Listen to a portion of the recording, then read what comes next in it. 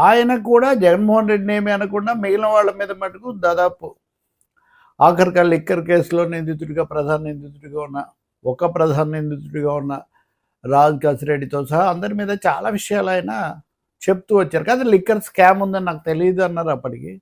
బహుశా అప్పటికి ఇంకా అభియోగ పత్రం ఛార్జ్షీట్ వేయలేదేమో. ఏదైతే విడగొట్టుకున్నారు దాంతో పూర్తిగా. నాకు రాజకీయాలతో ఏం సంబంధం లేదు ఇంకా అనే మాట కూడా చెప్తూ వచ్చారు. అయితే ఆయన తెలుగుదేశంలోకి వెళ్ళవచ్చు అని కొన్ని ఊహాగానాలు మీడియాలో వాళ్ళు చేసినవే. నేను ఎప్పుడు వాటిని సీరియస్గా తీసుకోలేదు. కానీ బీజేపీతో వెళ్ళడానికి అవకాశాలు ఉన్నాయనేది మటుకు బలంగా నడిచింది. కానీ బీజేపీలోకి విజయసాయి రెడ్డి వెళ్లకుండా ఒకవైపు నుంచి చంద్రబాబు నాయుడు, ఇంకోవైపు నుంచి జగన్మోహన్ రెడ్డి కూడా అడ్డుపడ్డారు అని చెప్తారు సన్నిహిత వర్గాలు ఆయనకు. అది మరి ఎందుకు అన్నారు, వీళ్ళు ఎందుకు అడ్డుపడ్డారు అనేది ఏమున్నా కానీ బీజేపీ వాళ్ళైతే ఆయన్ను తీసుకోలేదు.